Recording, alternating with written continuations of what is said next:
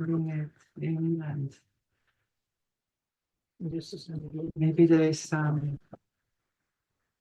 questions and that we can share with together. Soll ich übersetzen? Ja. Ja. Ich habe zwei Nein, Themen, du redest auf Englisch. ich spreche auf Deutsch.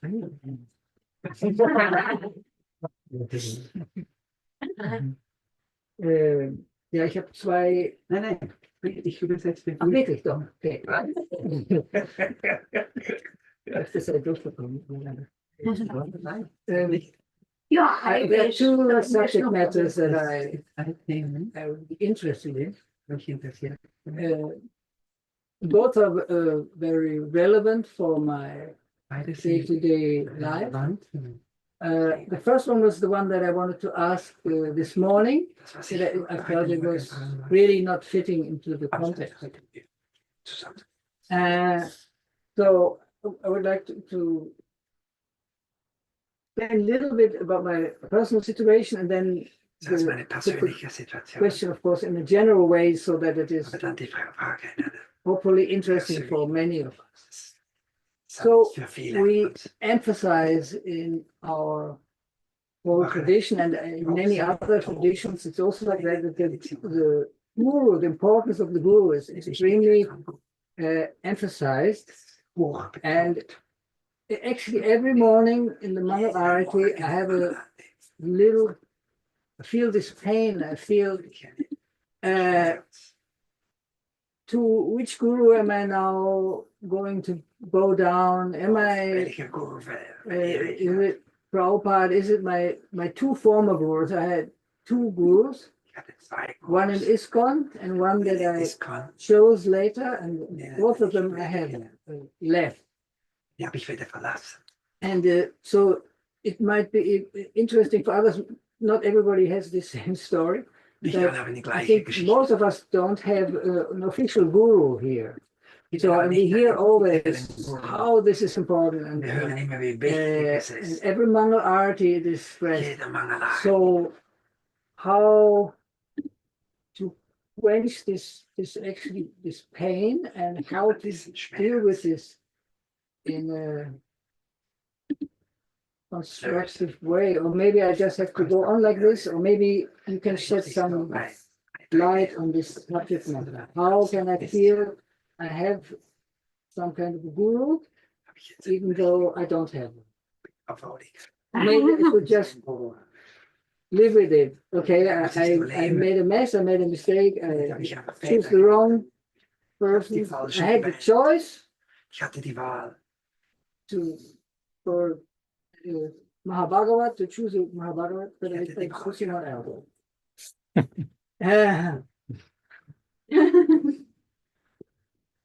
Can you read? That's first one. That's the first one. You want to hear the second one also? Okay. The second one goes in another direction. Completely. Yeah. Maybe we start with. Otherwise, we have the feeling we have to go through it quite quick. Yeah. I cannot Because- sit another time after the other one. No. Oh, later today, probably. Probably. I don't know why you're asking me that question. No idea what you're talking about. I'm always interested in all subject matters to hear your opinion, and yeah, especially in this. I have some scars in that relationship, in that connection. Some scars and some scars. Yeah. I got some scars.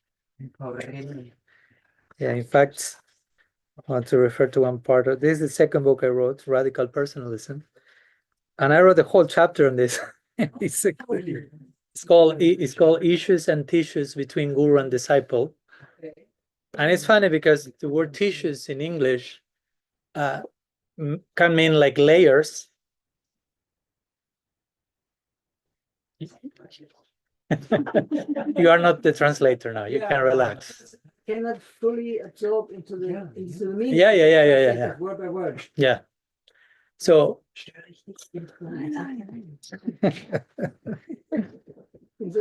I'm so absorbed, I didn't notice that he's talking and that I'm not talking.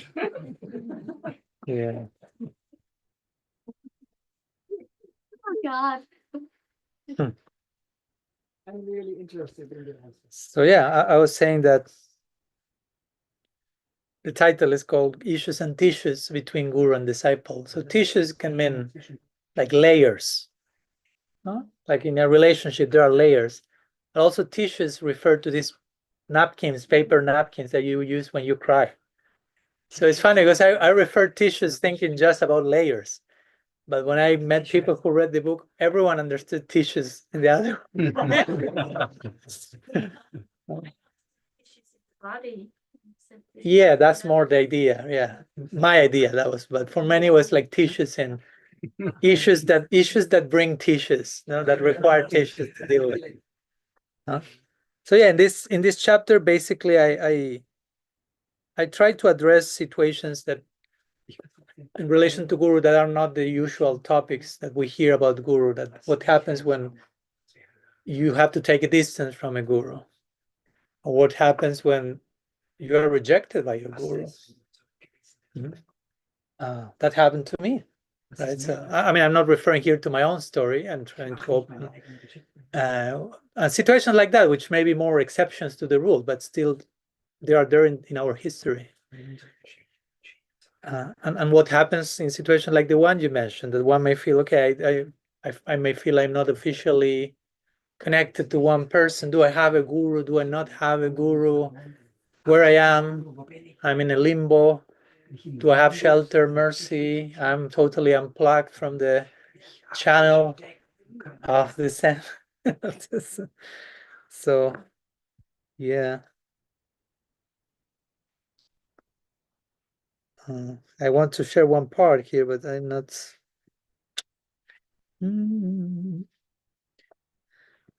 Yeah. Yeah. It's a particular section that I want to share, but it's not coming now.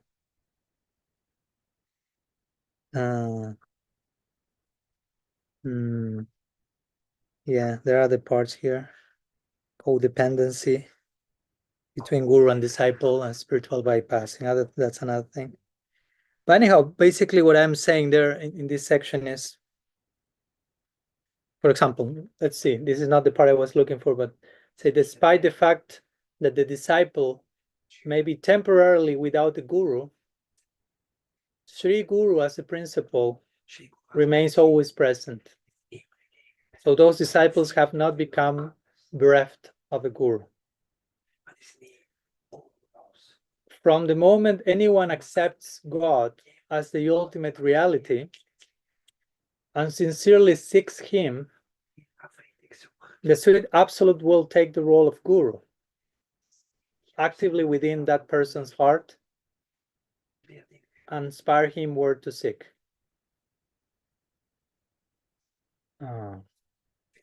So I think it's important when we speak about Guru that before saying, do I have a Guru or not, we have to understand what do we mean by Guru. And that's why I just say that Guru Tattva is one of the most, the Tattva is most difficult to understand. So that Guru Tattva is one of the most difficult to understand tattvas means it's one of the easiest to misunderstand. And one of the main, I will say, misunderstanding is that we tend to limit Guru to one human figure. And forget the universal principle of Guru. Again, this is not to cancel the individual Guru, but to hold both expressions. In Sanskrit, it's called samasti and vyasti. Like the macrocosmic and the microcosmic. Like the agency of the Guru and the agent that represents the agency. No? So you have the police department and you have the police agent. And ideally, the police agent is representing the police department. But sometimes it doesn't happen. Many times it doesn't happen in that case, at least in Argentina. How many times the police agent ends up in jail by not representing the police department? But that doesn't mean that the police department unto itself has disappeared. The agent was not ideal. So in the same way, I will say that if one is sincerely looking for the truth, and even one has connected to a particular guru in the past who eventually didn't prove to be, as you say, the Mahabhagavat, as we may have originally thought, which again is another conversation. How can you spot that someone is a Mahabhagavat? That's not so easy. Because symptom is basically that person sees Krishna in everything and everything Krishna. So how can you know that someone is seeing that? That's not so easy. So there is place for missing the mark. And we shouldn't feel like terribly wrong about that, terribly bad. Because sometimes I've heard things like very insensitive things like, if you ended up with a cheating guru, it means that you wanted to be cheated to begin with. To someone who just received the news that their guru had a problem. So your guru was a cheater and you also want to be cheated. That's why Krishna gave you such a cheater. I don't agree with that.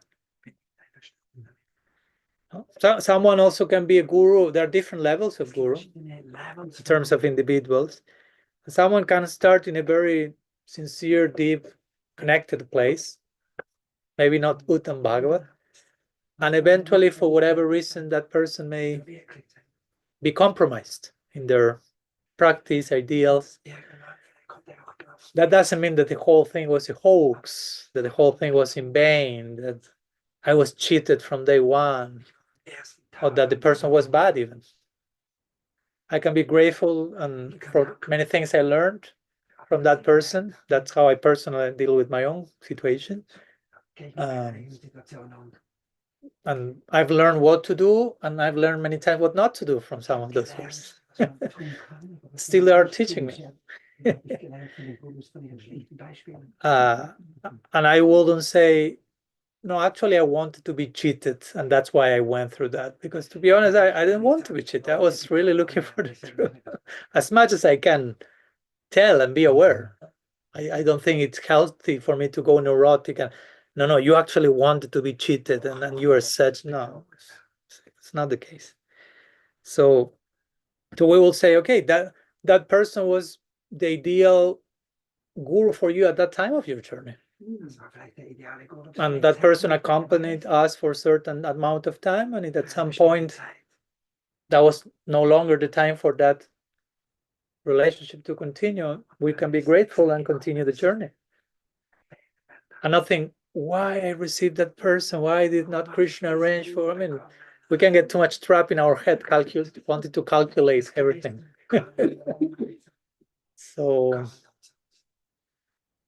So I will say again, if one is sincerely looking for the truth, Guru is always there. Guru is always there. And Krishna is the original Guru, Chaitya Guru. He's in the heart. Sometimes he will manifest externally in the form of a particular person. But even if there is no specific person at certain type of our journey, it doesn't mean that we have no Guru. There are a few stories in the Bhagavad, and I refer to them in my book, that what's the name of this rishi? That his guru actually somehow rejects him. Remember Krishna Chandra? Prishadra. No? Yeah, let me read this section. It's interesting. It says, it's 9th canto of the Bhagavad and 2nd chapter, verse 3 to 14, for those who do not believe me. There we hear the story of Prishadra. He was once appointed to protect a cow, but killed the cow by accident. In the dark, thinking it was some other animal, and he ended up killing the cow without that intention. When hearing about this, his guru, who was a Kula guru, family priest, Vashishta, became enraged and cursed Trisadra, to attain a lower birth in his next life. Trisadra accepted the curse, engaged deeply in spiritual practice, and in the next lifetime attained the supreme abode of Bhagavan. Instead of getting a low birth. Exactly. Who gave the curse? I didn't hear. Vasishta. That's So Vasishta's curse in one sense was, as I say here, was exaggerated, right? Because his disciple didn't have the intention. But somehow the guru overreacted. It can happen. And Prasadra's killing was unintentional. Again, it was not intentional. In fact, Prabhupada in one commentary, he says, since Vasishta was Prasadra's guru, he should have not cursed his disciple, but rather give him relief. But he cursed him. Life happens. But my point is that this disciple became somehow not only distant from his guru was cursing him, but he remained very deeply, seriously practicing, praying, connected, and he attained perfection. So this is a very rare case, but shows, it's in the Bhagavatam. So it shows that the things are not just in one way or another, right? Sometimes they both think this is the only way it can work. No, you get initiated by this guru, like, and sometimes it happens very ideally, and everything like. But sometimes it's, and I wouldn't say one case is better than the other, because in big part it's not so much about who is your guru, but where are you as a disciple again. You can have the topmost Mahabhagavat guru on earth, and you can be super complacent because of that. Now my guru is so high, so elevated, so pure, and indirectly you say that I don't have to do much because he's so elevated. His grace is so powerful. But indirectly, all that's spiritual bypassing. You are praising your guru lip service on the lip level just to not do your part as a disciple. And someone else may have a guru who is not that advanced, but they are way more committed and surrender as disciples. So, and some other people may not be officially connected to some guru, human Vyasti agent, but still they are connected to the inner guru. And I will make a hierarchy. This is worse, this is better. Again. You have Palena Farishete, you have to judge the tree by its fruits. So, and I will say that even if for some reason someone went through some unfortunate situation with some guru, let's put it that way, and one is sincerely looking for the truth, in the midst of that loss, Krishna will compensate that loss by himself becoming very present and manifest in your life as a guru, as the inner guru. I can speak for my own case only here, and that was very evident for me. The moment of greatest loss, Krishna became super evidently, undeniably present to guide and inspire. So my understanding of Guru Tattva became way, by his grace, very nuanced. And Guru Tattva is a very nuanced topic. So we were talking with one devotee today. Sometimes devotees have this tendency to ask, who is your guru? That's not a very sensitive question to ask. Because guru is something very personal, very intimate. It's like if I know you, I'm now meeting Jagannathi Prabhu for the first 10 seconds, and it's like, so which is the address of your daughter and son, and the cell phone number of your whomever, and your bank account, by the way, number. That's like, for you. Sanatan Goswami said, Gopayet Guru Radmana, Gopayet Ishtadevatam, Gopayet Chaniyamantram, Gopayet Nijamalakam. Say, hide your guru, hide your istadev, hide your mantra, hide your malika. Hide. Again, what he means by hiding doesn't mean your guru comes and you kidnap him, put him in a room, lock it, him like, I'm following Sanatana Goswami's instruction, Gurudev. But hide it, no, keep it confidential. Do not make a public show of, this is my guru, and everyone should surrender to them, and like a way of promoting yourself through in the name of praising your guru. It's a very confidential stuff. No? And even the word who is your guru is very limited because it's presented in the singular. Why I have to reply only with one name? Which are the two first words of the whole Chaitanya Charitamrita? Bande Gurun. No, I offer in plural. I offer pranam to my gurus. Exactly. So we receive that principle, the plurality of Guru Tattva. Again, maybe for our mind it's like, no, there's only one Guru. But there's a plurality of Gurus. Ultimately, Srila Sridhar Maharaj will say, we are expected to enter a land of Gurus. Where everything is your Guru. That's his way of defining the spiritual world, the land of Gurus. So if do not start practicing that here, probably you won't get there. If you're here like only one Guru, and suddenly you are thrown into a land of Gurus, you may die of an overdose of Guru Tattva. Too many Gurus. So it's important to, of course, there may be one main figure in your life, it's possible. Each case is different. Some may have a more prominent Siksha Guru, but someone else is their Diksha Guru. Again, some others, I know devotees recently, last year I was or this year, I don't remember, in New Zealand, and they were telling me about one devotee who is practicing for the last like 45 years.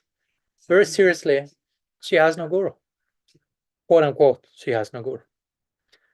Has no guru. She has not been officially initiated, which doesn't mean she has no guru. Sometimes it's a protection. That's why they practice since 45 years. I'm taking my time, yeah. And they ask him why? Because I have not yet found someone that I feel that person is my guru. It's not that she's against that. It's just that, but that doesn't impede her practice. No? Srila Prabhupada was initiated in his 30s by Bhaktisiddhanta Saraswati Thakur. He was born a Vaishnava. So we could say he waited for 30-something years before. 11 years after the first meeting of his. So again, because sometimes this culture, sometimes among Gaudiya Vaishnavas, after 3 months or 1 year, okay, so who's your guru? Like guru shopping, right? Like who are you picking from the market? It shouldn't happen that way. So yeah, who is your guru? It's like Rupa Goswami said, Vishram Bena Guru Seva. A guru is ideally a friend. So if you say, who is your guru? It's like if I'm asking you, who is your friend? And if I ask you, who is your friend, you will ask me, why, Maharaj, you're asking in singular? Right? Why only one friend? Right? So there are different ways to address this topic, but I will say that depending where we are on the journey, again, sometimes we may feel main connection with one particular agent or another. That can happen also at different parts of our journey. At the end of the day, they're all representing the same department. No?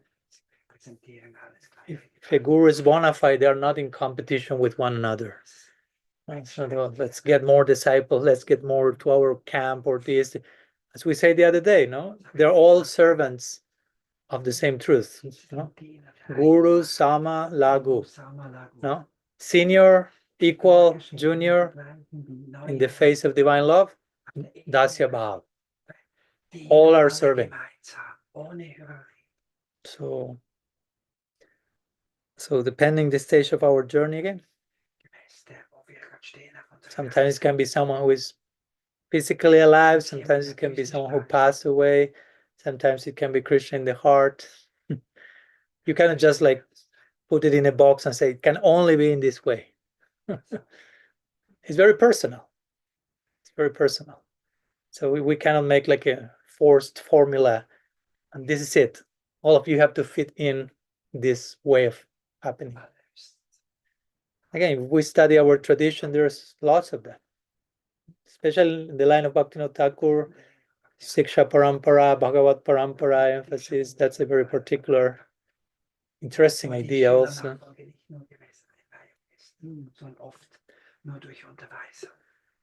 But I will say that, and that's a quote I want to find in the book. I couldn't, but I'm trying to remember it as literally as possible. But it's something, if you are sincere in your search, nothing will stop you from your search. And if you're sincere in your search, Krishna will give you all that you need in your search for you to continue advancing. So, and you have to have that deep trust, whatever form that takes on the outside, that's secondary. Because again, you can be officially affiliated with the guru, and you can be nowhere internally. You can have your membership card. Okay, I was initiated this day, I have this name, but what are you doing with that internally? Because I've seen many devotees who are looking to get initiated like a card, like, okay, I'm inside the club now, right? Like a club membership. No? Okay, now you're in. Nobody will bother you. Now you're initiated. No? But actually, even if we want to talk about initiation is just the beginning in one sense. The word says it all, initiation. No? But some people look for initiation as, once I got that card, that's it. Nothing else to do now. No. We are, again, adivas titi. We are warming up. So, yeah, I can continue, but there you are raising hands in between. I lose sight who raised their hands, and we can address Guru Tata. It's a big topic, so we can. Siva Manjari over there. And just something to this point, but I don't It's know. all related? First, yeah, because I heard already a few times that you need to find a spiritual master to start your spiritual journey. Initiation, as I just mentioned. So is it really like, if I don't get initiation for, let's say, the next 10 years, I'm not even on a spiritual path?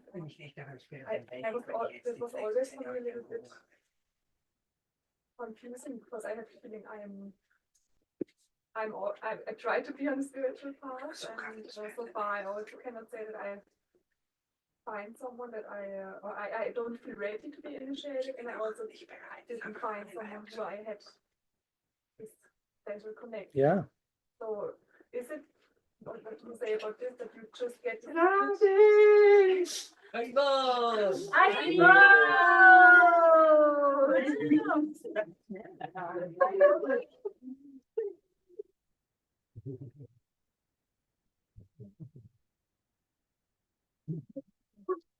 Is Ananda there?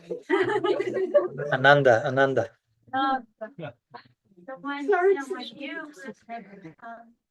Finally, I'm sorry, quick, huh? This is Satya Krishna Prabhu. Hey!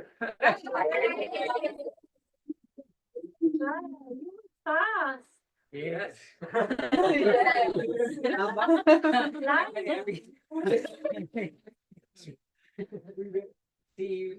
1 second, some guests arrived. No, I'm explaining to the people connected what's going on outside of the camera. Have some guests. I'll show, so you will limit some guests. If it's in English, generally it's more difficult for her to follow. When it's in Spanish. Is it okay? Okay. So we will meet him, huh? Then again, he has some work to do, and it's a very, very special sadhu. And everyone knows him in Vrindavan, and we are very, very fortunate to have you here for some months. No, because I have to go back. Germany, then Belgium, then London, Maharashtra. And I work online. And this is my last work. Then after this month, I will go back to India. And I live in Anandham Ashram. Where? Anandham Vrindavan. And Vrindavan. Yeah. Huh? You're here, Anandadam.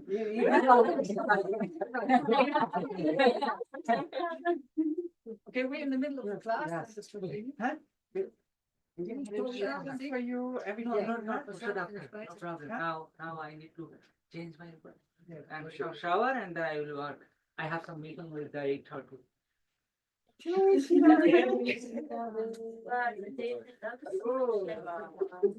Wow, so seid ihr hochgekommen. Sorry, Maharaj. No, Satya Krishna Prabhu, it's quick. It's okay. This is Padmanabha Maharaj. Yes, I We know each Maharaj. other. We know each Yeah. other. I've been in We Surya meet many Kunda. times in Vrindavan. Surya also Kunda. Surya We Kunda. went for Madhukari together one day. I Yes, remember. yes, everybody was his house.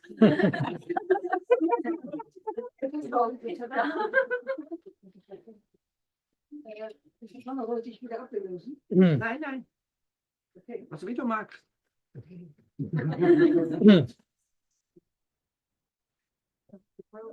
Go back to the question over there. Yes. I mean, you made the question. Something else you wanted to add? So Bhakti just can conclude it by to officially initiate it, or I would be interested in. Well, you already gave the answer to your question in the question, speaking about what's your feeling. No, because people can come and tell you, no, you have not started yet. Yeah, but who can tell you that? No. And if your heart and your inner being feels, I'm having a connection with Krishna, I'm developing my relationship, I'm experiencing things, the whole world can tell the opposite. I don't care. So yeah, I wouldn't say that. Of course, an aspect of the practice is to connect with guides and receive mercy and guidance, even before initiation, as Krishna Chanda was saying. Srila Prabhupada connected with his guru more than a decade before accepting initiation. So we will say, no, that first decade, he was not practicing because he was not officially initiated yet. Nothing happened yet. We will say, no, that's nonsense, right? So it's a natural unfolding of the relationship. And even if someone says, okay, but I still even don't have one particular person that even without initiation I feel like my main guide, still that doesn't mean that we have not started. And again, Krishna's in the heart. Krishna is the original guru. Shastra comes, many gurus come through Shastra, sadhu sangha, inspiration. So I wouldn't ever dare to say, no, nothing is going on in your life. Sorry. Again, it's a very mechanical way of thinking. Nothing is going on, and once you are initiated, now everything is going on. I've seen many times the opposite. People are starting with very sincere, honest determination, practice, and eventually, as I say, they reach initiation and it becomes like some form of complacency. And now I'm initiated. I'm in the club. And they start to become complacent.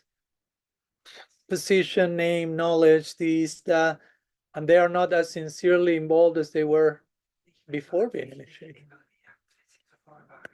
So again, we cannot measure these things by externals. We have always to examine, scratch beyond the surface and see what's going on in your heart.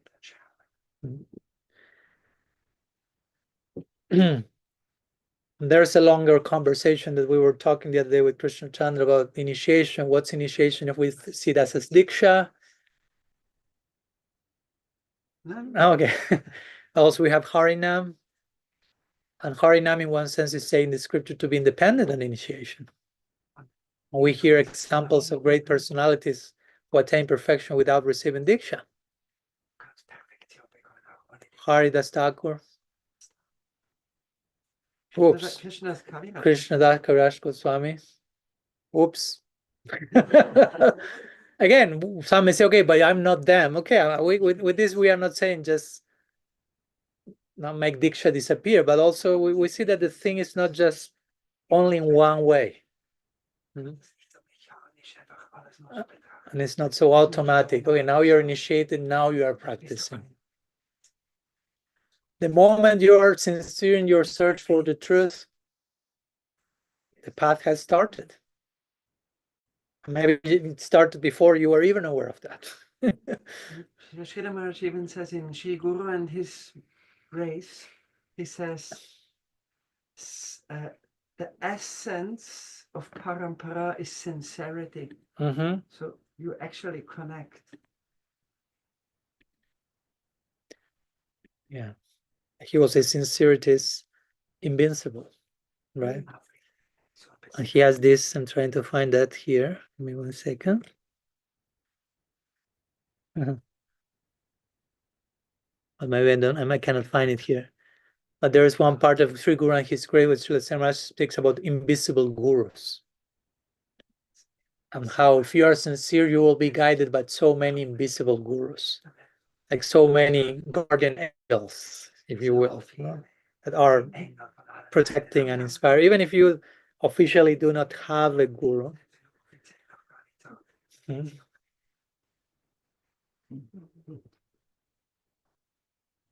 So like in my case, I was rejected.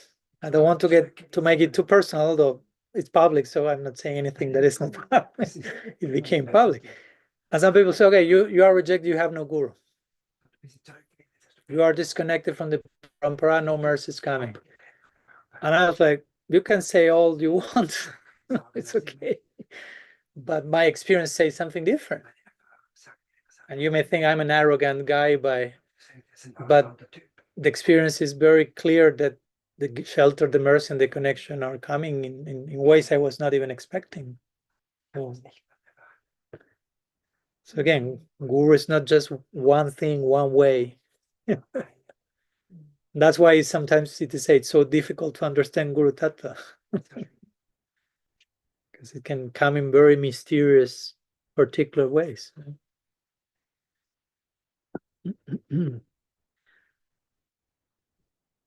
Sivamanja, you have a question in connection to the topic also? Ja, es ist schon das meiste beantwortet worden, glaube ich. Most is already discussed. Aber ich wollte einfach auch nochmal sagen, dass ich fully agree, dass wenn wir die Wahrheit suchen, das steht auch in Following the Angels, das fand ich so schön von Srila Maharaj, wenn du die Wahrheit suchst, dann bist du safe. If you're really a searcher for the truth, you're safe. Yeah. Srila Maharaj mentioned that in Following the Angels, and I felt that that's the truth. Und ja, und auch im Srimad Bhagavatam, das fand ich nur so schön, ich weiß nicht mehr, wo es war, aber irgendwie auch Richtung 11. Kanto. Da ging es auch darum, um viele Verse, die fand ich wunderschön, da ging es um Guru. Da war ein toller Bhakta, der ab einem gewissen State of Consciousness können wir wirklich, also die Erde, die Vögel, alles um uns herum als Gurus sehen. In the Uddhava Gita, that this very advanced sadhaka who had already a connection started suddenly to see Guru Tattva represented. The 24 gurus. 24 gurus. I was thinking about mentioning the 24 gurus. And you know, it's the interesting thing about these 24 gurus is that 21 are not human. Spider, bees, deer, earth, water, sun, snake. It's only 3 humans. And those 3 humans, a baby, a girl, and a prostitute. So not the typical Acharya depiction, right? But again, goes back to this idea, the land of gurus. No, when you are situated as a student, you will see guru everywhere. If you are really willing to serve the truth, guru again is a universal principle beyond an individual that will manifest in any direction. Sometimes people ask, where is my guru? Where's my guru? But first we have to ask, where is the disciple? In me. Because Guru is everywhere. No? Who is the original Guru? Krishna. Krishna is omnipresent. That means the Guru is omnipresent, because Krishna is the original Guru and he's omnipresent. So Guru is everywhere. In principle. We may not see that, of course, but in principle, there is not a place where Guru is not. And for that, we may need in the beginning one person who will train us to see Guru everywhere. Because ideally, the Guru agent is not someone who says, I'm the only Guru for you always in eternity. You can only learn from me forever. Ideally, Guru should expand the vision of the disciple to the point like, I'm surrounded by Gurus. So there comes Gurudev Bumblebee. Right.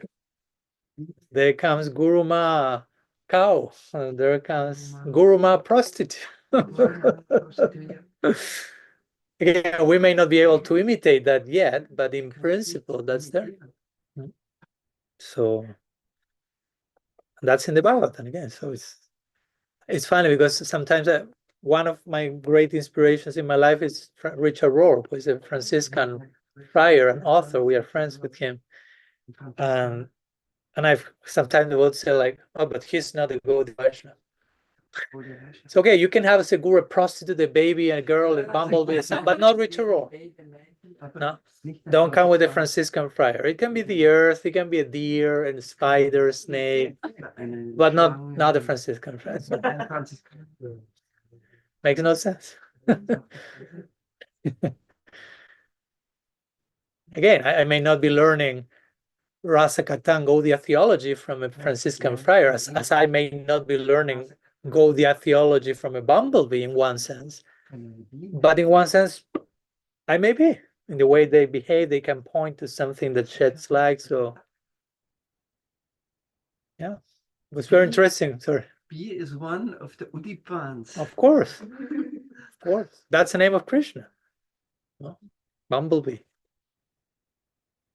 And it was so funny because, for example, to give you an example of that, I the last 3 years I've been visiting Richard Rohr. He lives in New Mexico in the United States. So we've developed some friendship with him.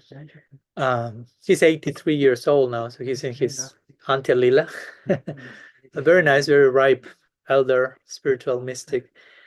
And last year, 3 months ago, I went to visit him, and I told him, Richard, shall we do a conversation? We record. I have a podcast where I invite different guests. I invited him once. I said, I'm going again. Shall we do another one? I said, yeah, no problem. You can come to my hermitage, sorry, which is a room like a little bit bigger than that one. That's where he lives. He's a world famous author, but he lives in a Franciscan hermitage. And he was wearing his bath robes. So here is similar like that, like, oh, and with my robes, he's with his, right? So we sit and I'm like, Richard, yes. You remember I told you maybe we record something? Yes, no problem. But it's not only audio, it's also video. And he's, yeah, of course, no problem. But you are in your bathrobes. And he very naturally, he had the bathrobes which are like open like this, so we're a little open. He's like, oh, okay. So he closed it. They were not, it's fine like that. And he told me, hey, you're with your robes are with mine. So I was sitting here there in his hermitage. He was with his bathrobes. We did our podcast in full informality and intimacy. That was the best time to. And interestingly, my point was, in that connection, he says, Swami, please. Swami, I've recently read a very interesting article, he tells me. It's called Erotic Decisions. Erotic? Decisions. Like a decision, deciding, erotic decisions. And I was, okay. You want, yeah, of course, let's read. So there were the two celibate monks reading an article called Erotic Decisions, which of course, if you read it, you will see it has nothing to do with anything illegal against our vows or something. Whatever he recommends, I know it's something very interesting. And then I liked the article so much, and I ended up having an exchange with the author of the article, and we ended up talking about eroticism as creativity and risk-taking and passion in life. And anyhow, we ended up talking after 2 minutes about the Parakiya Bhav of the gopis in Vrindavan, the lovers. I mean, she never heard about that, but all that she wrote, basically, I translated that in that way, and I expressed that to her, and it made perfect sense to her. I had a very interesting back and forth a few times speaking about Parakiya Bhav with someone who never. So I'm giving just that example of, okay, from connecting with a Franciscan friar, I ended up talking about Parakiya Bhav with an author whom I don't know who she is, but it was very nourishing for everyone. So again, if we are sincerely looking for the truth, things will happen in very unexpected way. Anyhow, that came. Yeah. I don't know if that helps in any way. Yeah. Yeah, but we shouldn't lose hope. That's the most important part of that, right?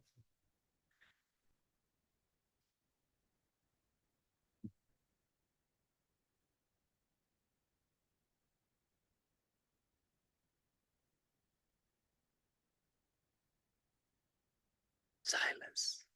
Krishna in the Gita said, from all secret things, I'm silence.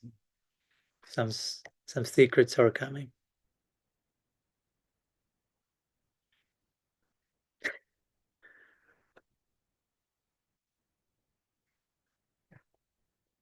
My second question. Yeah.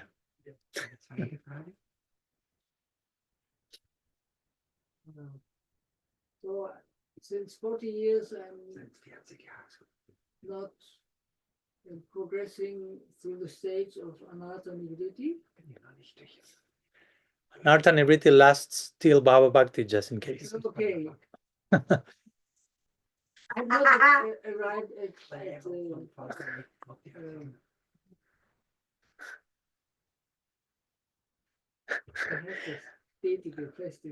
Nishta, not even Nishta. And I'm not getting so much support, I feel, from our tradition about how to deal with this anartha-nivritti stage.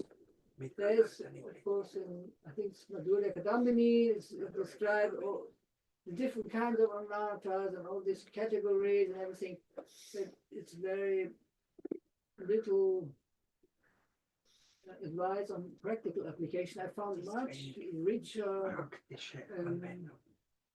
support and details in Christian theologies and saints. They're speaking about this in a very well constructive way.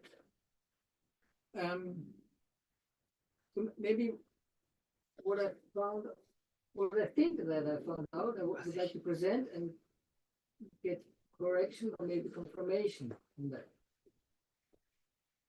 So that I think I found that there are different stages where that are more active or more receiving. And especially the anartha-nivritti stage, like it is, as you said, it's a continual process. But the stage where this is really the main thing, I think it's not.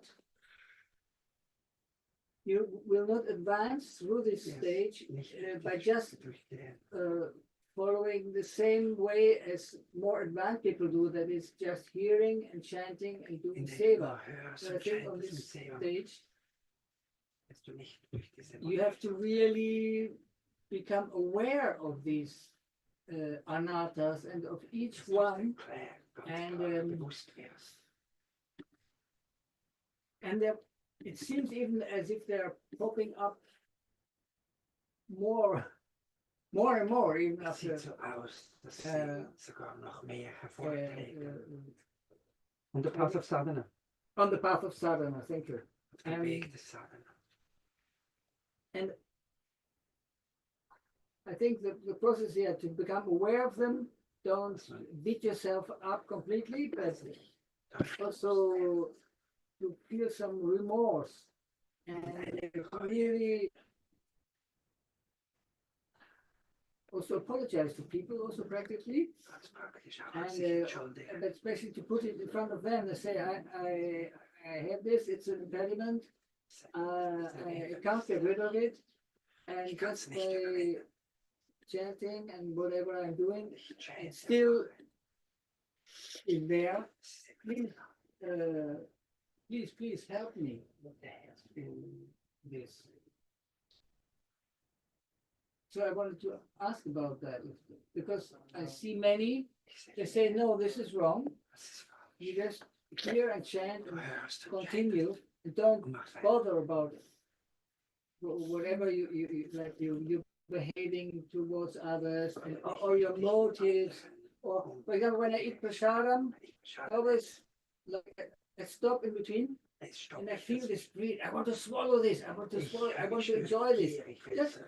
I'm not condemning myself, but I just see. Oh, there is this greed. And in so many, every day, in many situations, I notice my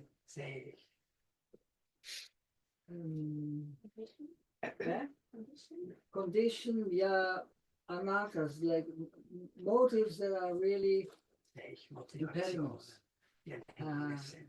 So only in the last 1 or 2 years I've started to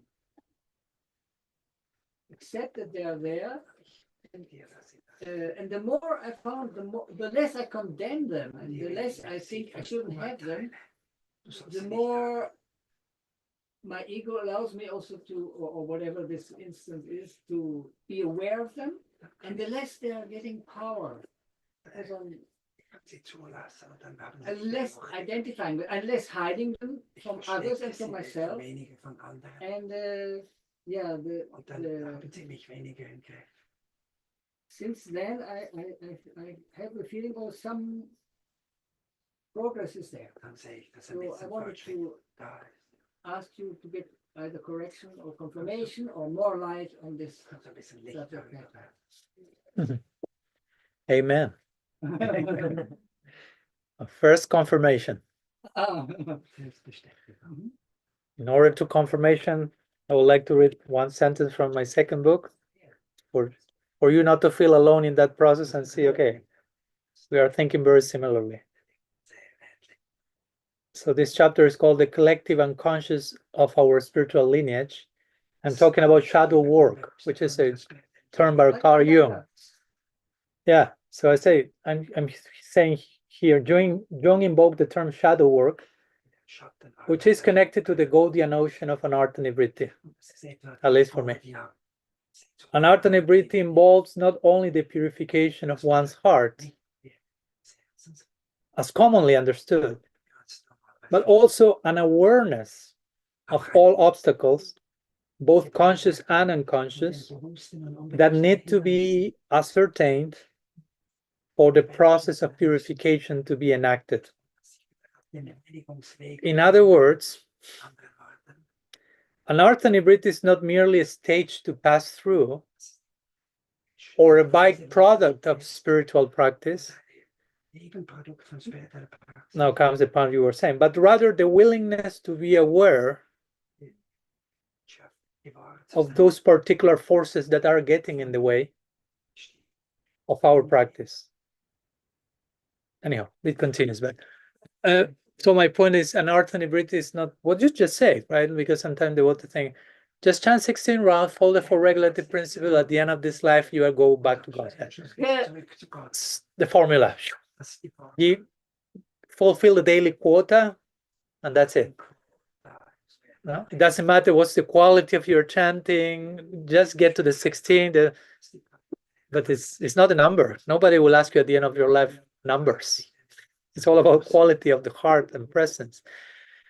So anartha-nivritti is not just, okay, I end my rounds or I do my practice, and all anarthas are like magically disappear.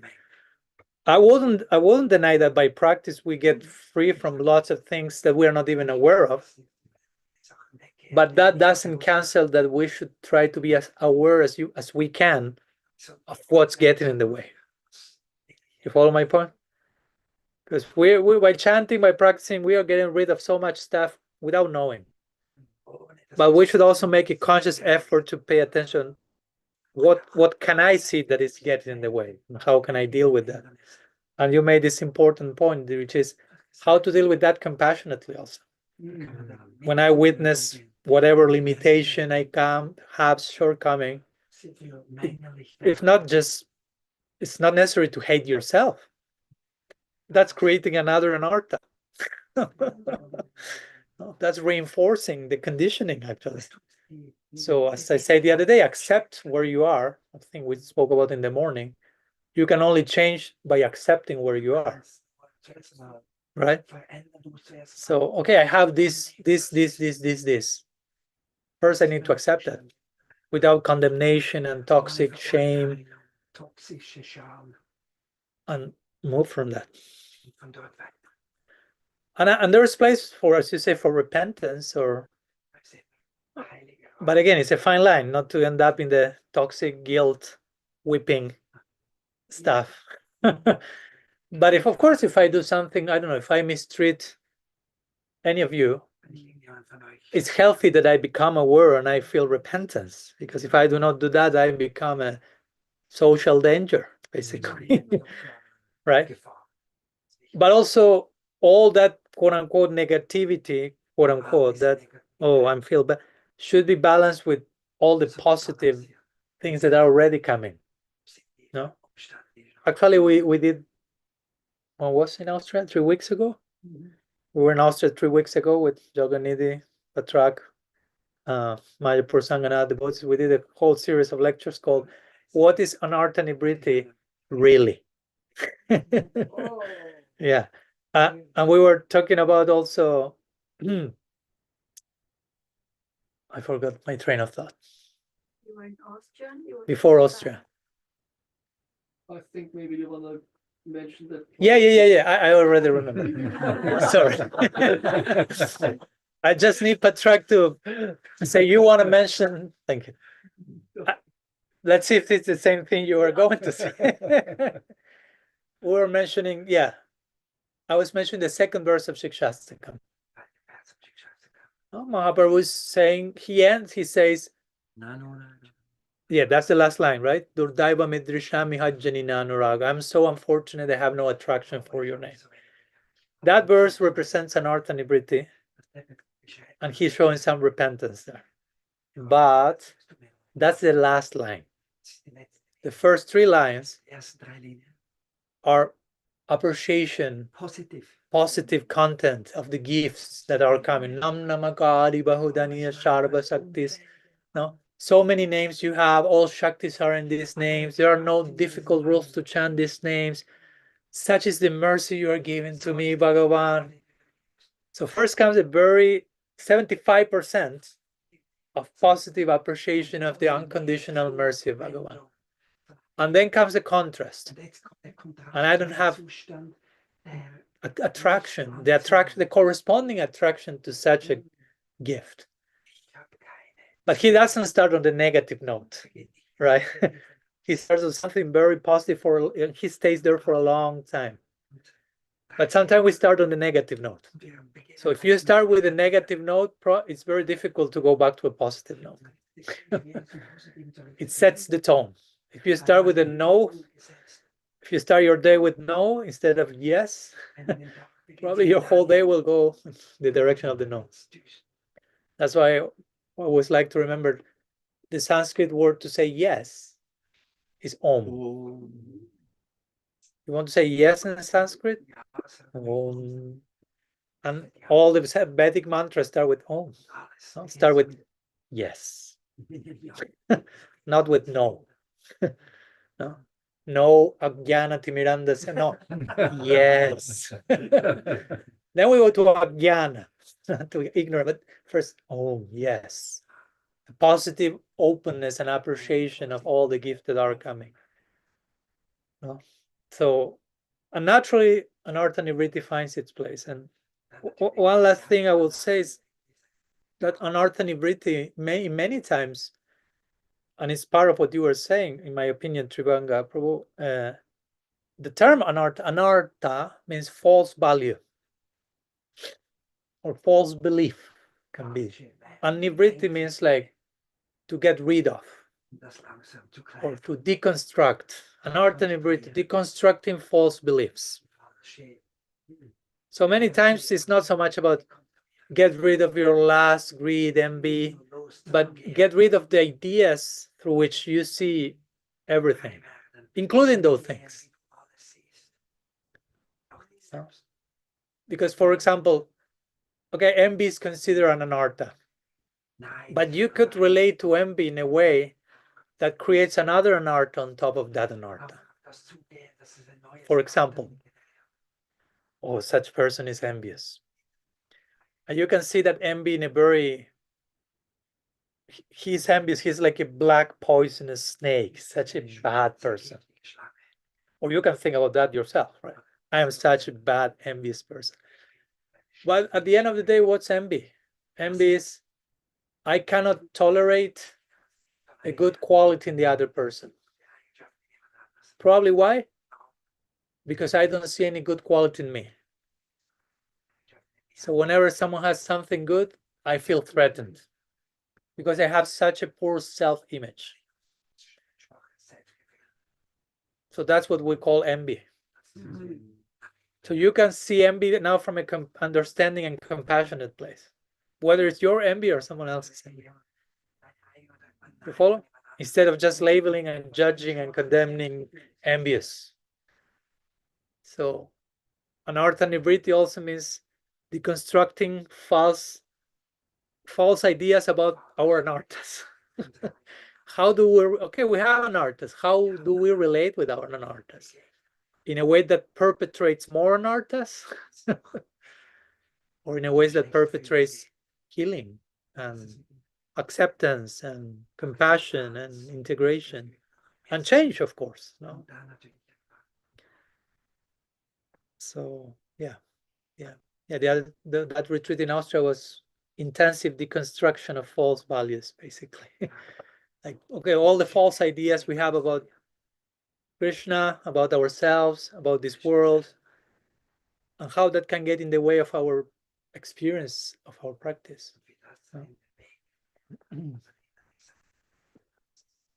Like one example we gave, I remember, because since everything is interconnected, if I have a wrong idea about Krishna, probably that creates a wrong idea about who I am, what this world is, because I'm having a wrong idea about the source. No? Like Prabhupada will say, if you're adding numbers and you add the first two numbers wrong, it doesn't matter how correctly you add the rest of the numbers, the end result will be wrong. So if I start with a no instead of an om, a yes, if I say, okay, Krishna is an angry, indifferent person who is very far away from here, who is not concerned with me, which may be more an unhealed projection of a childhood wound with my father or mother. But if I get Krishna wrong, I will get everything else wrong, probably. Krishna is a chastiser, is angry at this world, therefore is a prison house where I'm coming to suffer miserably, and I am unlovable by nature. I'm not amazing, as we talked today in the morning. I'm inherently evil. Some original sin is there. You follow? So by getting one idea wrong, you get the wrong idea about me, about this world. So anartha-nivritti in part is getting rid of false values, false beliefs, false ideas. So we can practice from a more realistic, wholesome, integrated place also. And I've seen that many devotees who are very sincere, very dedicated, but they are practicing with wrong ideas, wrong sambandha. So wrong sambandha leads to wrong avideya, and the prayojan is not a sweet fruit, to say the least. That's why sambandha is so important to have in place. Example of wrong sambandha? I just gave it. Having a wrong idea about Krishna, Ah, okay. that takes you to a wrong idea about you, about this world, and then you practice with those ideas. No? So I'm practicing thinking Krishna doesn't love me, Krishna is angry if I do this, he may. Like I remember I gave this example a few years ago talking with the devotee. She was very nice person, very nice devotee, and she was crying, and I was like, why you are crying? I'm like, because I'm not able to finish my rounds these days. I've been pregnant. I lost my pregnancy. I'm going through a very hard time. I'm not able to finish my 16 rounds.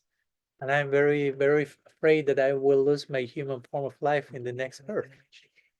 She was serious. And she was so nice, but she was really under the spell of that idea. No? Krishna is no longer Karuna Sindhu. Once I would say, oh, ocean of mercy, please don't make me a frog in the next lifetime because I failed to chant one day. It's like, Krishna's an ocean of mercy. Don't think he's such a bad guy. Because if not, our whole practice becomes just to appease the angry daddy, so to say. No? Or even this idea that we think Krishna is not interested in me until I become perfect. So we practice to try to make Krishna love us. But that's already happening. You should be practicing to return the love to him. So that's a completely different orientation. You follow my point? It's an idea, but if you got the idea wrong, it affects the whole mood of your practice and the fruits that you harvest. If you get the proper idea, you practice from a place of gratitude, celebration, your heart moves to tears by knowing, wow, Krishna is so generous, so humble, so mute. So we have to get our sambandha right, our conceptual orientation. Seems he didn't like my answer. It was too much. He wanted to practice.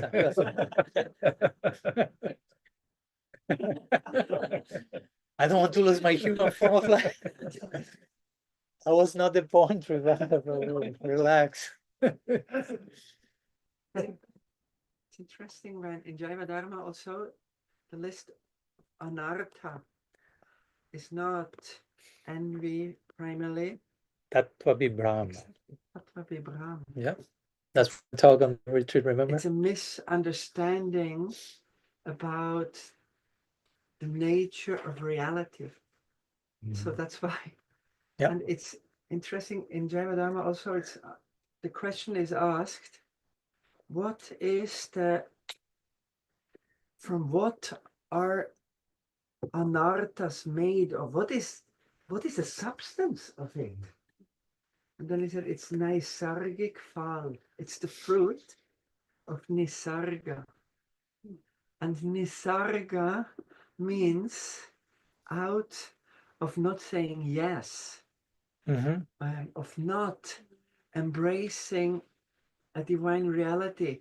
Nisarga comes, and a compensation reality, and this is like the substance.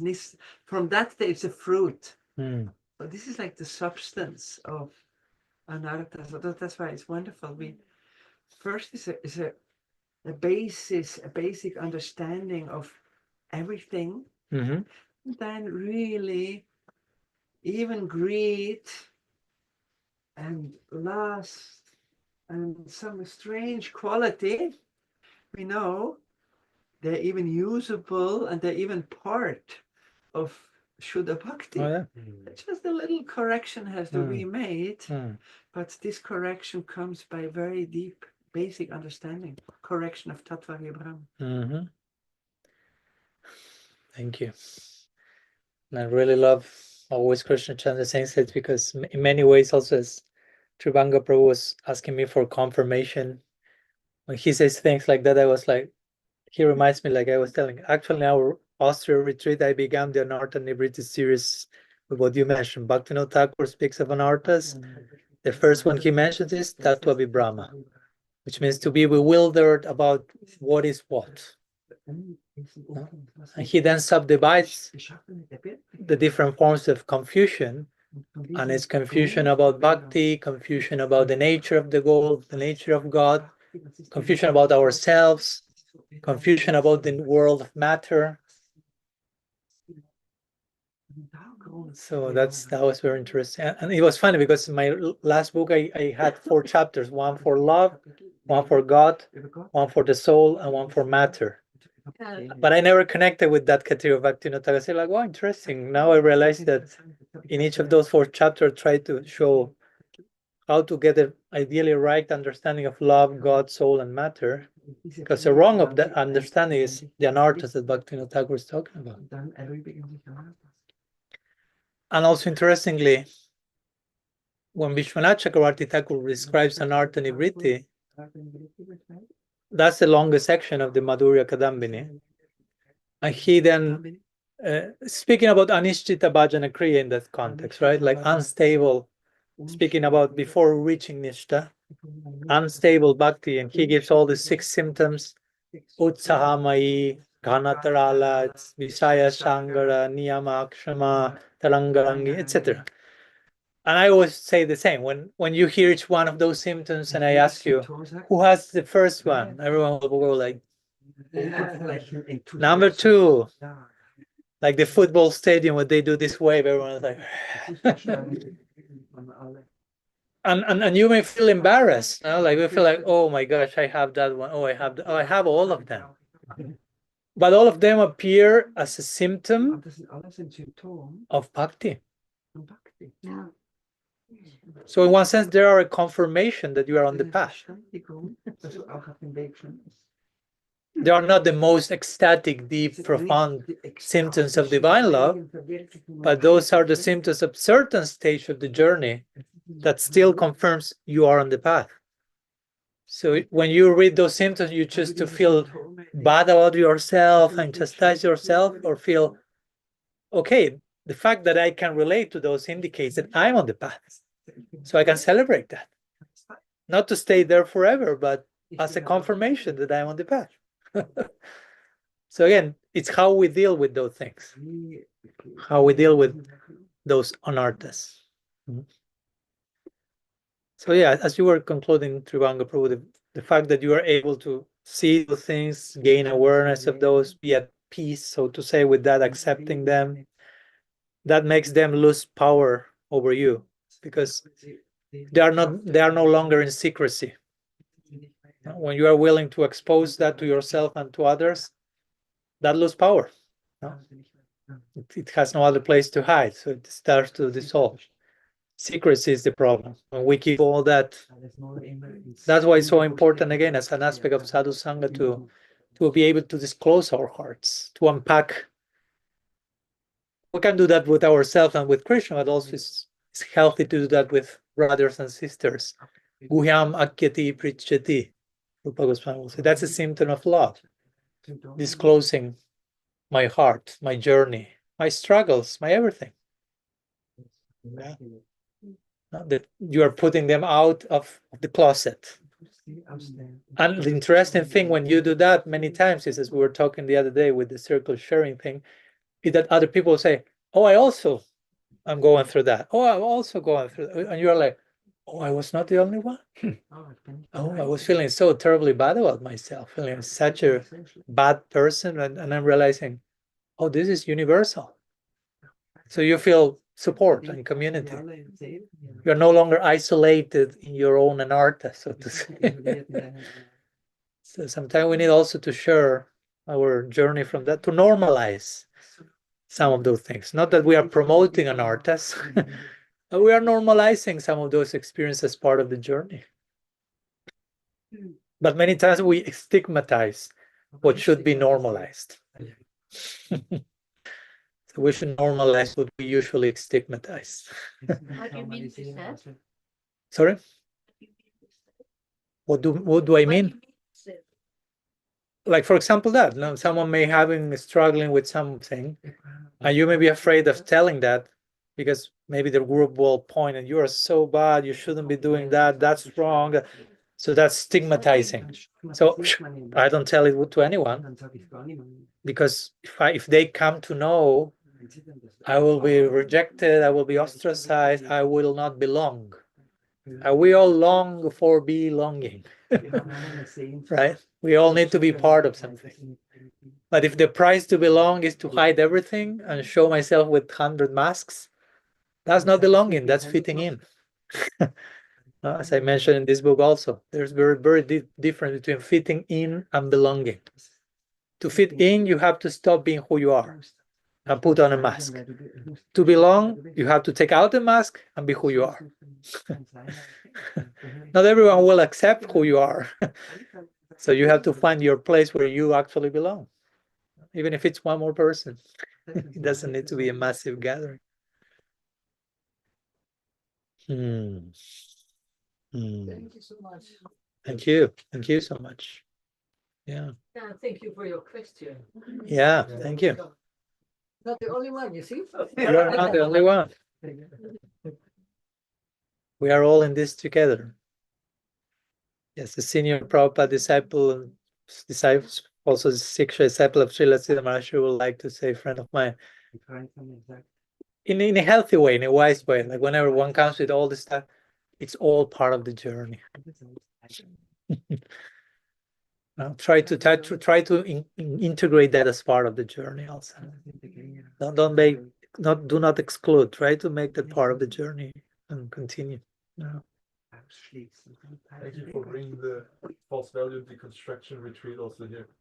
It's a good thing for me. Thank you very much. Can only say thank you very much to all of you. Yeah. It's an ongoing process. Again, anartha-nivritti goes up to Baba Bhakti. So there's lots of stuff to deconstruct. We shouldn't be like in a rush. Like I need to get it all done by this lifetime. Again, that we are not mukti-oriented sampradaya. Our goal is not to leave this place as soon as possible. Our tradition does not care for moksha. You are totally fine with bhakti. You can be here, Janmani Janmanishwari Bhavatat Bhakti. Mahaprabhu say, I don't care coming here over and over again. As long as I can engage in bhakti, bring me here all the times you need. It's okay. As long as I'm making sincere progress on the path, I don't have any deadline, so to say. I have to be there by the end of September or by the end of my. Sometimes we create those type of standards, and I would say there's a point where you stop measuring. You even no longer care about in which of these stages I am in at present. If you are really present to bhakti, you are too concerned with honoring the presence of bhakti in your life at the present moment, giving yourself, being grateful, appreciating, serving. Which stage I'm at, I don't have a clue. I'm too busy to think about that. So to say, right? I'm not saying that we should be lazy, but I'm saying at one point, sometimes this stage thing can also become a form of ego measurement. I mean, the symptoms are there in Shastra, of course, for some reason, like a roadmap to have an idea. But again, we have to deal with that in a healthy way also. And if in this lifetime you haven't reached Nishta for whatever reason, but you are sincere, that's the only thing that matters. No? You won't be born as a frog in the next lifetime. Krishna warranties all success. A frog and an andadam, but don't walk over them. Whenever you see a frog, maybe that was a Vaishnava. So we should develop firm trust in Bhakti's power and in Krishna's protection. So many statements in scripture about that. And that's one of the central cores of Sharanagati. Rakshichati Vishvaso Goptritu Evarana. Krishna is protecting me, Krishna is maintaining me. It sounds simple, but it's not easy to remain in that spirit. So then this is more important. Just try to stay in this kind of conscience. Yeah. Than to think, oh, yeah, I'm at this stage. Yeah. Yeah.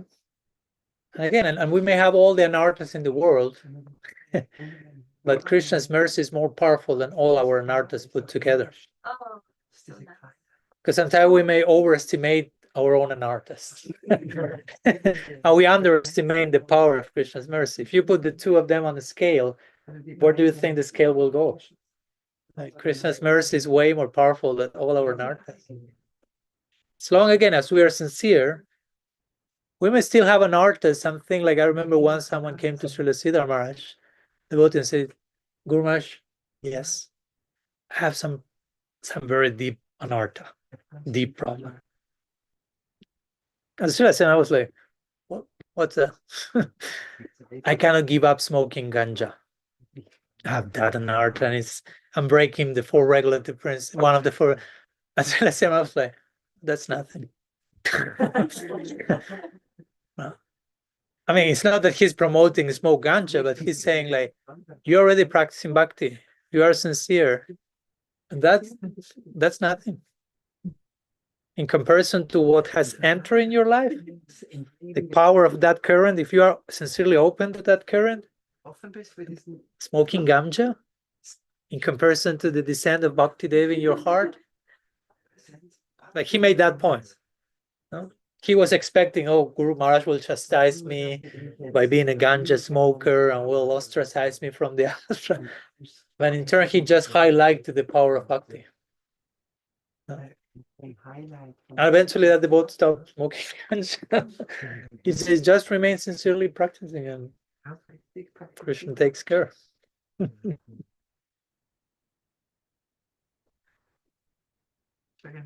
Yes. Will this be uploaded, class you're giving now, or these answers? Because I have a friend who smokes ganja in Leipzig, and he thinks very badly of himself because of that. He even got it a prescription, an official one, so that he's allowed to smoke ganja just for psycho treatment. Yeah, and again, of course, that's another whole conversation. But this four regulative principle thing, which I'm no problem with that. I'm just following them just in case. And this comes from the Bhagavatam, right? These four pillars of Dharma. But the pillars of Dharma are ahimsa, satyam, socham, tapas. So the pillar, for example, and I speak also about, there's a whole chapter in this book about the four regulative principles. The regulative principle is not no meat eating. Principle is ahimsa, right? It's not the same. But even this is negative. Yeah, I'm getting there. I'm getting there. Give me 1 minute. But yeah, we are attuned, Sajatiya, so he knows what's coming next. He's giving the trailer. Yeah, because if you say, okay, what's your principle? No meat eating, that's negative. And that's limiting because I can be non-violent in my plate, but so violent outside of the plate. So the broader principle is ahimsa, which is still negative, as Krishna Chandra Prabhu says, non-violence. We said ideally, let's start with Om, right? Yes, positive. So what will be a positive way of saying non-violence? Brainstorming, please. Compassionate to every living. Caring. No, compassion, caring, loving, kind, no? So that's the actual principle. And not only just be kind, because you can say, okay, what's the lowest possible denominator of kindness? No? What's the bare minimum legal kindness I can show to not break the principle? That's not the spirit of the principle. Principle is be as kind as you can. Be as loving, as compassionate as you can. So that now go back to how the principle was described. No meat eating, be as kind as you can. There's some difference there, right? So it's not so easy to follow that principle. We break that principle on a daily basis. And you apply the same idea to all the other four. Satyam, truthfulness. Sometimes we say no gambling. That's not only that. That's just a symbol of the broader principle. It's relatively easy not to go to the Zurich casino, so to say. Doesn't mean that you are following Satyam to its fullest extent. To be truthful in every way, that's not easy. No intoxication, go into the ganja example. I'm not smoking ganja, I'm following, I'm not taking any substance. But you may be intoxicated with social media on a daily basis. You are destroying with social media. We did a podcast with Namras about the 5th regulative principle, which is social media, because generally we break the other 4 in social media. We are violent to each other, not kind comments. People consume pornography and stuff in social media. They are not truthful. They get attached to show an image of themselves to the world that is not the actual one, etc., etc. All in your pocket. Nobody knows. Secrecy. So you follow my point? So it's way broader than how we tend to think about the things. By saying all this, I'm making you even more difficult to follow the 4 regulative principles. Now maybe you realize, oh, I'm breaking the 4 of them on a daily basis. But it's okay, in the sense that you gain a broader understanding and you don't take these things for granted so easily. Yeah, I'm following that. Are you sure? I'm chanting my 16 rounds. 16 rounds of what? Chudanam? No, half of them I'm scrolling down in Instagram. The other half of them I'm running over here and there and driving my car with a bicycle and thinking about, without making anyone feel bad, but just let's not be like superficial. Just let's be honest. and let's be honest where we are and grow from there. Again, Krishna already has accepted us. So it's just us accepting him and the process more and more. It's not that Krishna has not accepted us. He has accepted us before we even knew about Krishna.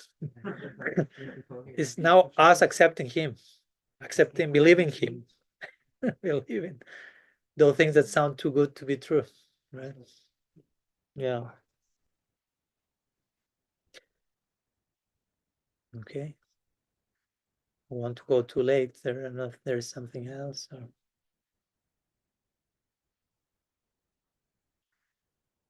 Oh, yeah, it's online. Sorry, you mentioned that. Yeah. Just wanted to ask.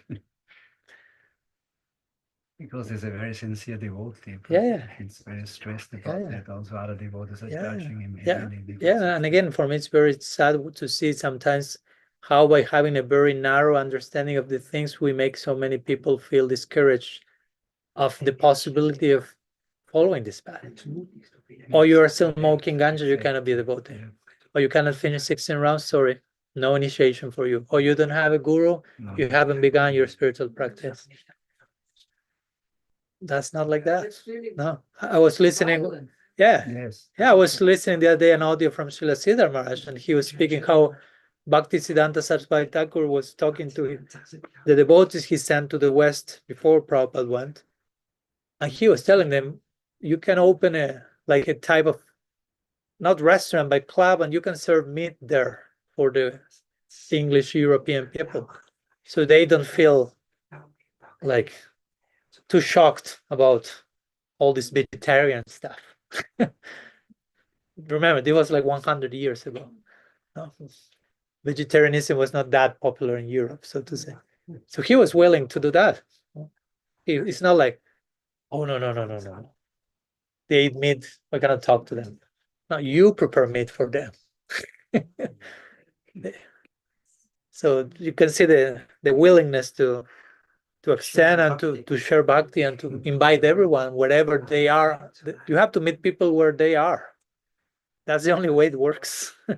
You cannot just expect the people, no, come up to this level and then no, it doesn't work like that. That's not how it worked for us. We were met where we were, grace knocked on our door, we dare to open, and here we are. Maharaj, could you say something about how to make your faith stronger in Krishna Bhakti? How to develop in a Christian way, in a healthy way?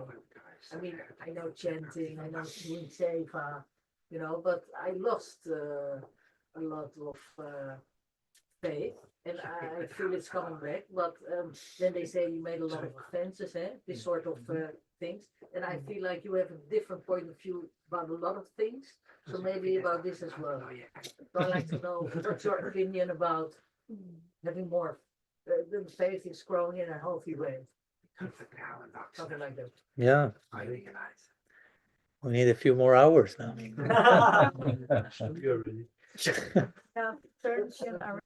Thank you. I was just testing if you remember that. Yeah, because you made that point, right? How to develop our faith in a healthy way. And many times we may have realized, oh, I've been trying to develop my faith in a very toxic way. So sometimes in order to develop my faith in a healthy way, first I need to unlearn the ways I was developing my faith wrongly. And that unlearning sometimes feels like not like achieving something new. But I'm like unlearning, I'm deconstructing, I'm dying, as you were talking in the morning. But that's part of the process of learning to have faith in a more healthy and mature way.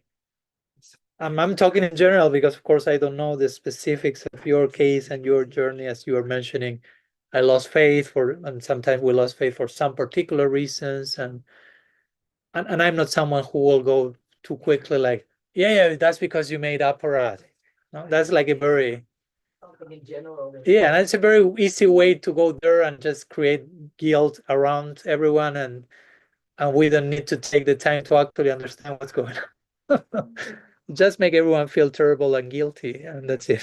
And that doesn't nourish faith, right? Many times. So we talked the other day, right? Faith has to be based on experience. It's not belief. It's like an undeniable. I want to hear what you say just this moment, Krishna Chandra. She's laughing a lot, so I'm missing a joke here. Right, Premamai? Okay. It's between them two. Okay. That's a Russ. Okay, that's it. Yeah, there's a place not to intrude there. Sorry. I transgress my boundaries. You were talking about faith, so go on. So again, faith, as we were talking the other day, also the topic came. I remember Patrak Prabhu mentioned the idea of Shastriya Shraddha. Our faith should be based on revelation and scriptures, and all that should be based on a healthy understanding of all that. So I will say that for faith to grow, it has to grow on a ground that is healthy, that is healing, that is not neurotic, that is not under like pressure and intimidation and fear of the consequences of not doing this or that. Because many times, if not, you have a negatively oriented faith. Again, begins with what not to do, the consequences if I fail to do that. So your faith is all based in what you want to avoid. So many times we need to get more positively oriented content and formation, right?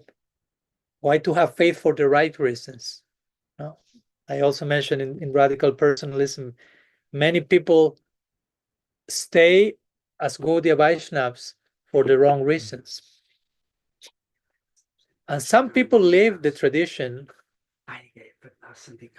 and hopefully you understand my point. Some people leave the traditions for better reasons than some of the ones who stay. Yeah. Some people may leave the tradition for better reasons than the reasons that some people who stay have. Follow my point? Like, let's say someone went through a very abusive, traumatic experience in the tradition. It's not the essence of the tradition, but they need to take a distance to take a break, breathe, and heal. It makes sense. It's okay. And some other people remain in the tradition, but just motivated by personal agenda, position, fear, intimidation, who knows what. Something that is creating more and more trauma and neurosis. So who is better? Better situated? So yeah, I will say that whatever our faith is, it has to continue growing in a very realistic, healthy, experiential way. We cannot force ourselves to have more faith than the one we have, right? But we have to be in contact with people who practice in a way that invites us for opening.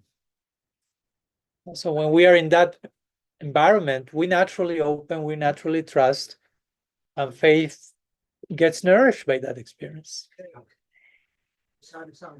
Yeah, of course. Sadhu Sangha comes after Shraddha, but also before Shraddha. There's a pre-Shraddha Sadhu Sangha and a post-Shraddha Sadhu Sangha. It says Sadhu Sangha all from beginning to the end, as we say these days. No? That's really true. Krishna Prem Janmetenha Punar Mokyanga. Even when you attain divine love, Sadhu Sangha remains the main expression of Bhakti. So it's Sadhu Sangha from day 0 to day 108, so to say. Yeah. And again, Sadhu Sangha has to be Swajatya, Snigdasya, Svatavara, as we say these days. With people who are affectionate, like-minded, like-hearted, and who are open and sincere enough, so something higher is always coming through them. So all that creates experiences you cannot deny. Hopefully, all these days we've been together, all of us can share some experience. Hopefully, nobody lives here saying, I have 0 experience these days here in Ananda. So hopefully those experiences are confirming, validating of a reality that is there. And you can, Shraddha is basically the natural trust that comes after that experience. And you cannot, again, don't try to force yourself to have more Shraddha than the one you are supposed to have in this chapter of your journey. And with whatever faith we have, let's do something with that also. No? Let's not just be obsessed with, okay, next, more faith. And what's coming today, let's honor that properly, no? Yeah. Some words, Krishna Chand, about how to make our faith deeper. Please. Yes. In the Sermons of Devotion, Srila Bhakti Rakshak Maharaj, he says something very deep. Like in this world, there's the principle of entropy. Yeah. Everything falls towards decay. It's a huge thing. And he says, really, there is a principle much more active than this. That everything in the creation will actually, it's a natural magnet, because Krishna means all attractive. Even in an unconscious way, everything has a natural flow towards Radha and Krishna. But we make extreme endeavors. Can you understand? Like in this world, there's the principle of entropy. Everything falls towards this decay. And we try to stop it by brushing teeth and coloring the hair or things. But there is nothing personal in case you are doing that. No. But there is like a natural flow, but the natural flow of the whole creation is towards Radha and Krishna. But we can obstruct a natural flow. And this means ik ben immer wieder erschöpft. Yes, this means a lot of exhaustion. Actually, because I'm going against a very, very natural stream. So this is like the first thing. It's a complete different thing, because most of the people think I have to fight and make a huge endeavor for spiritual life, because the natural tendency is in another direction. But actually, it's another way around. Exhaustion comes from putting away or stopping the natural flow of existence. So, and for me, it's always a very Shraddha is first of all, it's already a gift that's there. It's the first drop of Bhakti. It's the first drop of Srimati Radhika's energy. It's something extremely mysterious. And it's a joy when that naturally comes when we read and discuss things, and insight from the heart, by the presence of this little drop, it's like a confirmation from in. And this moment is called a Shraddha moment. So this is a fantastic moment. And we can have it. It's not even an endeavor, because that what we study is the truth that Paramatma wants to shout to us since millions of years. And we tried to make a distance. We didn't want to hear. So slowly, you know, when we feel that what we study or hear or come in contact with spiritual truth, and we feel this inner echo, this is such a beautiful moment, and it's a joyous moment. Susukam kartam. Exactly. You know, it's a natural joy. So, and it's very easy to follow the trace of joy, of fascination. It's not an endeavor. So for me, this is like one of the, what I would say, a crucial point for my spiritual life. Because that's what Paramatma wants to infuse us in so long. Now I come in contact by some good fortune, and it creates this echo of a yes, it's a yes moment. And then we know, then this huge endeavor, which is exhausting us so much, to create separation, to create distance, can slowly evaporate.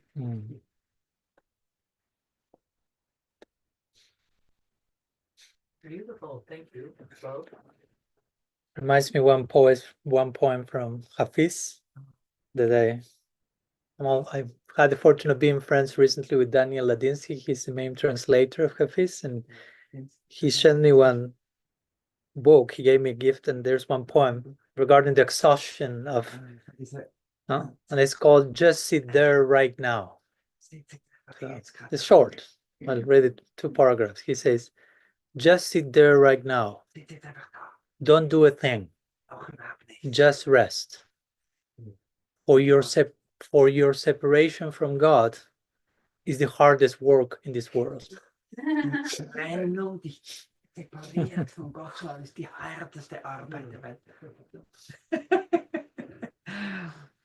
Such an exhaustion to go against the natural flow of things.